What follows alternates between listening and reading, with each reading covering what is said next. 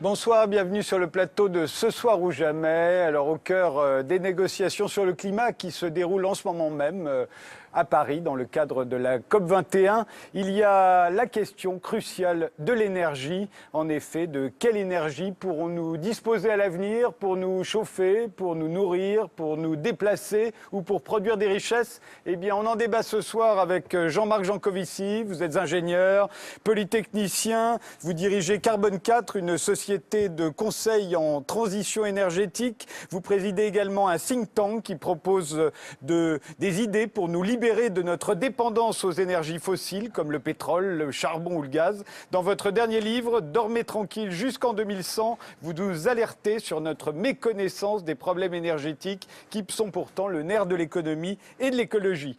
Geneviève Ferron-Creuset, vous êtes l'une des pionnières de la notation sociale et environnementale des entreprises. Aujourd'hui, vous présidez un cabinet de conseil sur les questions de transition écologique. Vous venez de publier Le crépuscule fossile. Les énergies fossiles ont régné sans partage pendant plus d'un siècle, dites-vous, mais la crise climatique et énergétique nous oblige aujourd'hui à imaginer une autre civilisation, une civilisation post-fossile. Francis Dusseux, vous avez fait toute votre carrière professionnelle dans la société pétrolière américaine ExxonMobil, ça a duré 40 ans, jusqu'à devenir en 2006 le PDG d'Esso pour la France. Depuis le 1er janvier 2015, vous présidez l'Union française des industries pétrolières, l'UFIP, l'organisation professionnelle qui regroupe les sociétés pétrolières de notre pays. Philippe Biwix, vous êtes ingénieur, spécialiste des ressources non renouvelables. Vous êtes l'auteur de Quel futur pour les métaux et plus récemment de L'âge des low-tech, les basses technologies, les seules qui soient soutenables à votre avis. Non seulement il va falloir accepter d'avoir des produits un peu moins performants, un peu moins légers, un peu moins esthétiques, mais les héros de demain, d'après vous, ce seront les paysans, les chiffonniers, les cordonniers, les mécaniciens, les menuisiers, les réparateurs d'électroménager ou d'informatique. Voilà les métiers d'avenir. Alix Mazouni, vous êtes responsable des politiques internationales du réseau Action Climat qui rassemble 16 associations environnementales françaises luttant contre les changements climatiques. La COP21 est votre 8e conférence internationale sur le climat. Vous y défendez le recours massif aux énergies renouvelables, mais pas le nucléaire. Pascal Canfin, ancien ministre du Développement du gouvernement de Jean-Marc Ayrault, ancien député européen Europe Écologie Les Verts, vous êtes conseiller climat du World Resources Institute. C'est l'un des think tanks les plus influents du monde sur les questions environnementales. Et vous venez d'être nommé directeur général de l'organisation écologiste WWF, le World Wide Fund pour la France. Vous prendrez vos fonctions début janvier. Et puis vous venez de publier, enfin il y a quelques mois déjà, mais c'est un gros succès de librairie, Climat, 30 questions pour comprendre la conférence de Paris. Alors la conférence de Paris, elle se tient en ce moment même et au cœur des négociations, évidemment, il y a en filigrane, je dis bien en filigrane, la question de l'énergie. Fois nous y sommes, au pied du mur, selon certains. Les 150 chefs d'État et de gouvernement seront-ils à la hauteur des espoirs placés en eux? C'est la photo de famille de cette COP21 hors norme. Tellement de chefs de délégation que sur la photo tout entière, on peine à les distinguer. Nous sommes au bord d'un suicide. Je crois que presque tous les dirigeants qui participent à la COP21 à Paris sont conscients de cette situation. Pour rester sous la barre des 2 degrés de réchauffement, il faudra réduire de 70% les émissions mondiales de gaz à effet de serre d'ici 2050. Je vous le dis franchement, les bons sentiments, les déclarations d'intention ne suffiront pas. Nous sommes au bord d'un point de rupture. Pollution de l'air, des fleuves, sécheresse, catastrophes en tout genre. Pour éviter que ces images se multiplient, les acteurs de la COP21 s'engagent, plus ou moins. Les États-Unis reconnaissent leur rôle dans la création du réchauffement climatique et nous assumons notre responsabilité pour régler ce problème. Si nous continuons sur le chemin tracé par le capitalisme mondial, l'humanité est condamnée à disparaître. Ce que je peux vous dire, c'est qu'il est tout à fait possible de combiner croissance économique et protection de la nature. Victor Hugo a dit C'est face à des difficultés extrêmes qu'il faut trouver des solutions extrêmes. Nous avons besoin d'aller vers des sources d'énergie qui sont encore moins chères que l'énergie au carbone que nous utilisons aujourd'hui. Nous devons avoir une énergie propre et fiable. Et je pense que nous regarderons notre journée d'aujourd'hui comme une étape importante dans cette mission. Alors, est-ce qu'on est bien d'accord d'abord pour dire que dans la lutte contre le réchauffement climatique, la question centrale, c'est la question de l'énergie que nous utilisons, Pascal Canfin?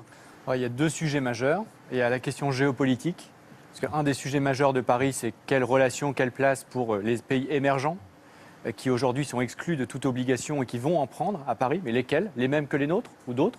Voilà. Et ces obligations, elles concernent notamment l'énergie. Exactement. Et le deuxième sujet, c'est évidemment l'énergie, qui est responsable des 2 tiers à peu près des émissions de gaz à effet de serre dans le monde.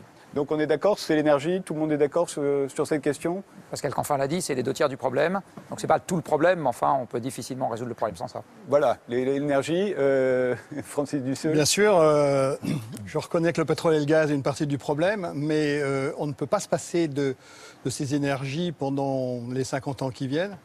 Je crois qu'il y a la COP21 une prise de conscience du grand public, de tous les industriels. Donc je crois qu'il n'y a plus de climato-sceptiques chez les pétroliers. Mais ceci dit, il faut tenir compte des réalités. La demande des gens, c'est sécurité d'approvisionnement et disposer d'une énergie la moins chère possible. Je crois qu'une dame le disait dans votre introduction, le challenge, c'est trouver des énergies renouvelables qui ne soient pas chères en base. Et les besoins, c'est quoi? Le problème principal pour moi, c'est la démographie. On a 7 milliards d'habitants. En 2050, on sera à 9,5, peut-être à 11 milliards en 2100. Les gens auront besoin d'électricité, c'est la première demande. Ensuite, de voitures. Donc, on a des problèmes immenses devant nous, devant la taille des besoins en énergie de cette planète. Alix Mazouni. C'est sûr que pour nous, l'enjeu principal de la COP21, c'est bien d'enclencher, d'accompagner et d'accélérer la transition énergétique mondiale dont on a besoin. D'ailleurs, finalement, un des enjeux de la COP21, c'est aussi comment on va faire pour accompagner en solidarité en fait, la transition énergétique des pays les plus pauvres, parce qu'elle doit s'appliquer à tout le monde. L'idée, c'est pas d'aller construire des centrales à charbon en Afrique et nous de développer les renouvelables. C'est que tout le monde développe la même transition énergétique et pour nous, c'est clair que l'avenir, il est dans les énergies renouvelables. D'ailleurs, c'est pas l'avenir, c'est déjà une réalité aujourd'hui.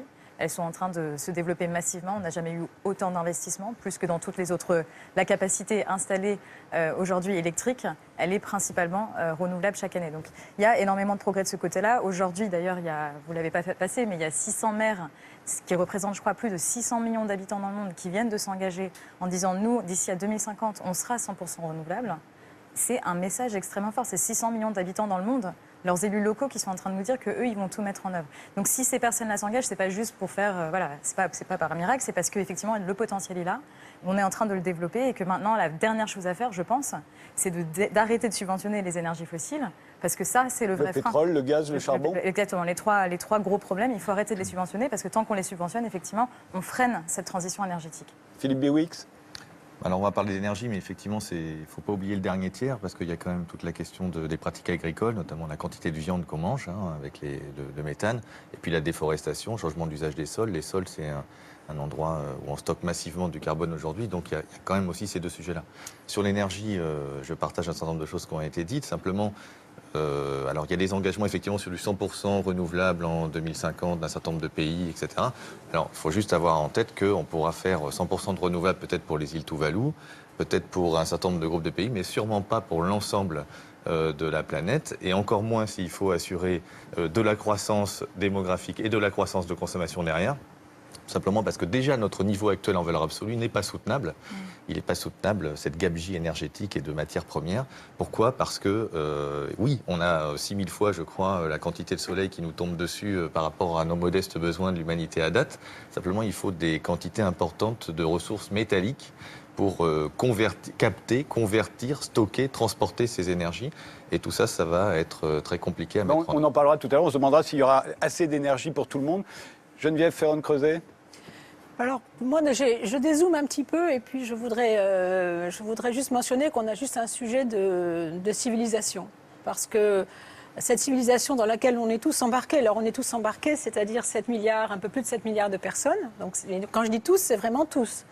Et on est tous embarqués sur une civilisation qui s'est bâtie sur le primat des énergies fossiles.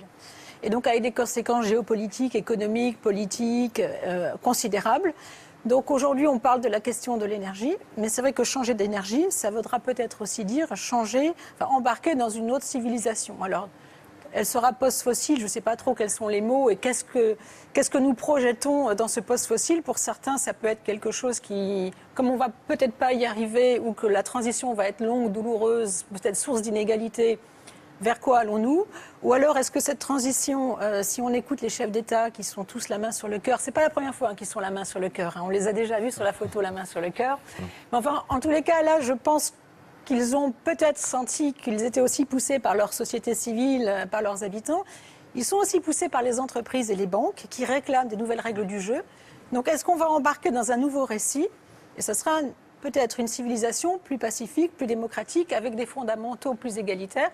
Donc on voit qu'on est à l'articulation, il y a une intersection, il y a deux récits possibles. Et bien sûr, les énergies sont une partie structurante de ce récit. Alors justement, vous l'avez dit, on ne consomme pas tous autant d'énergie et on n'envoie pas tous autant de gaz à effet de serre dans l'atmosphère. Évidemment, je propose un petit panorama de nos émissions de gaz carbonique. Vous allez voir, selon les continents, ce n'est pas tout à fait la même chose.